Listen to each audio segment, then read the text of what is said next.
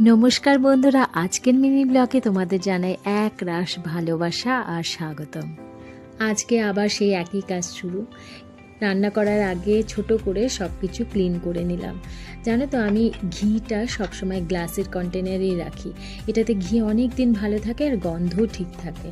মশলা কন্টেনারগুলো রোজই মোটামুটি একবার করে পরিষ্কার করে নিই।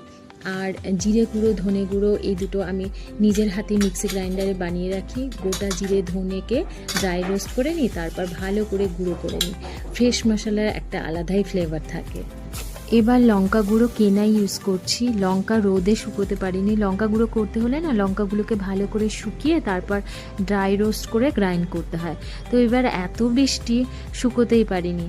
তবে যদি বানিয়ে লঙ্কা গুঁড়ো ইউজ করা হয় না, রান্নায় খুব টেস্ট হয়। আজ লাঞ্চে বানাচ্ছি ধোকার ডালনা। আগের দিন রাতেই ছোলার ডালগুলো ভিজিয়ে রেখেছিলাম, তো সেটাকে আদা আর কাঁচা লঙ্কা দিয়ে বেটে কড়াইতে একটু হিং দিয়ে নুন হলুদ দিয়ে নেড়ে নিলাম।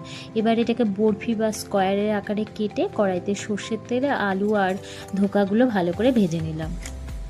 তারপর জিরে, তেজপাতা, শুকনো লঙ্কা ফোড়ন দিয়ে জিরে, ধনে, লঙ্কা গুঁড়ো আর আদা কাঁচা লঙ্কা বাটা, এটা কিন্তু মাস্ট দিলে ভীষণ টেস্ট হয়। টমেটো, নুন হলুদ দিয়ে কষিয়ে গরম জল দিয়ে ধোকা, আলু দিয়ে ঘি, গরম মশলা দিয়ে নামিয়ে নাও, ব্যাস রেডি। একদম সেই পুরোনো দিনের স্বাদ।